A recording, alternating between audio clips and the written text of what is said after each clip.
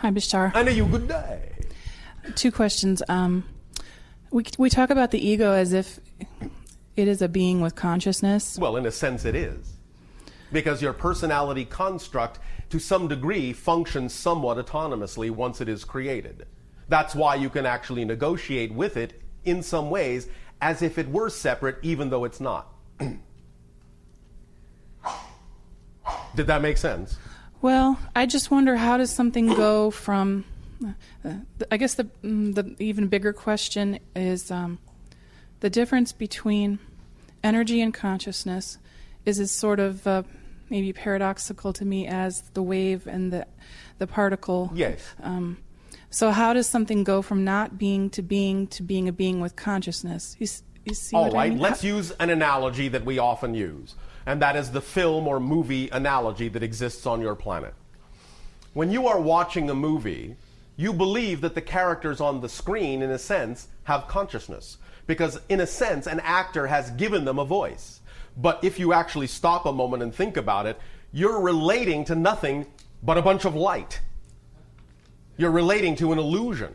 It's causing you to allow yourself to feel emotions, to think new thoughts, to respond in many ways to what you're seeing on the screen. But what you're seeing is actually not the living actor, nor even a real character. So the idea is similar. You have created a context, a character in context in the ego. You have used consciousness and energy and molded it into a certain pattern in such a way as it actually can be dealt with in an illusionary manner as if it had its own autonomous reality.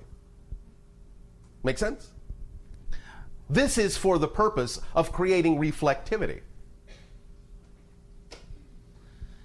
Make sense? Yes, no, maybe? Well, it does, except, when it turns into a monster. Yes. Well, some of you like going to horror movies. Well, that is a continued part of this question is sometimes I feel extremely angry that Yes. somewhere, someplace, some part of me decided it was acceptable to put me in an experience of distress. Yes. From the higher perspective, it expands consciousness in limitation and teaches Yes. other beings, and it's Yes. so good for the rest of the universe. But my moment is misery, Yes. horror, fear, Yes, anger. Yes. And and I get angry that I've been put in Yes. that position, and I well, want to know who put me there. Anger, in that sense, is actually the recognition that you put yourself in that position. The anger is from the fact that you're not taking yourself out of it. Because you were not put in the position, you chose it. The anger comes from not being willing to choose something else. So you can use the anger to find out what the belief is that you have bought into that makes you feel like you should not choose something other than those negative experiences. That's what the anger comes from.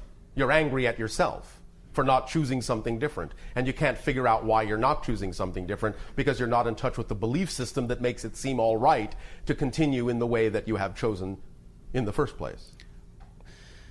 Make sense? Well, if myself knew that I could get lost, Yes. and knew that I might have these terrible experiences and decided to do it anyway, Yes.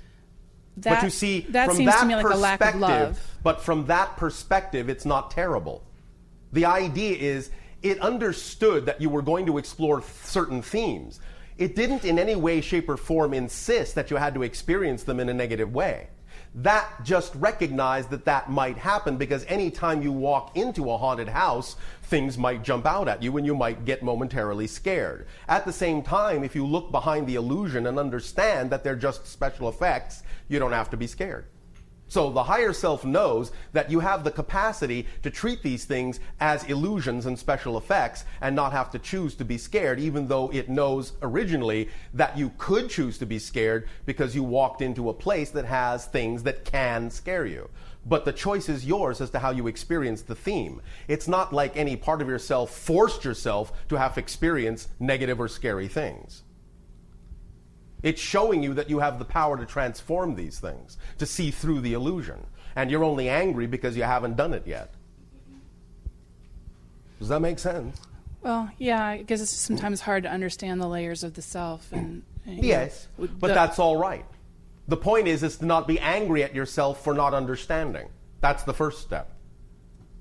And then you give yourself a break and say, it's all right that I don't understand.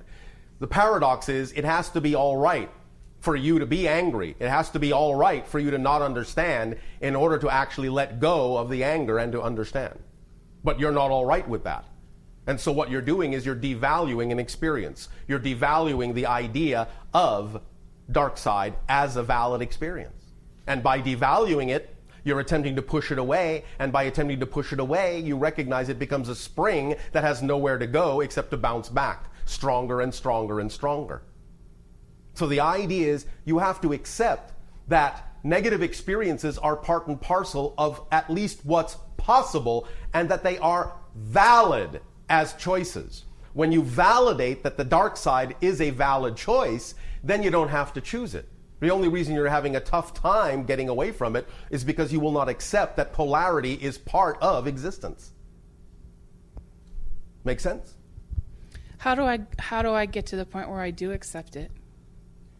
The idea, again, is to recognize that without the dark side, you wouldn't know the light. So the darkness gives you the opportunity to actually see what you prefer.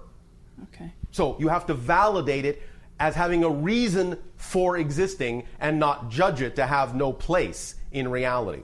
You contain dark and light. You contain positive and negative. You contain polarity. You always will. Therefore, you have to accept that part of you is dark and will always be. But you don't have to choose an experience from that side. But the only way to choose an experience only from the positive side is to validate that it's all right if you decide to choose one from the negative side. Once it becomes all right, once the negative side becomes an equally valid choice, then you don't have to choose it. There's no charge on it. There's no onus on it. You're not running away from it. You're letting it live there, but you're not experiencing the effect because you let it be a valid choice. And thus you remove all power from it. You just turn it into a neutral choice. That's all. That's great. Thank you. Thank you. I did your spiral exercise, Yes. the gazing tool, Yes. for a few months. I don't know if I did it properly, but I did have Did you do it your way the best you could? Yes. You did it properly. The experience I had was seeing this 3D persona as a female, Yes. dropping aside, Yes. and a different persona becoming available. Yes. So I had a day where the 3D persona went away. Yes. The higher persona took over for maybe a day or 2 days.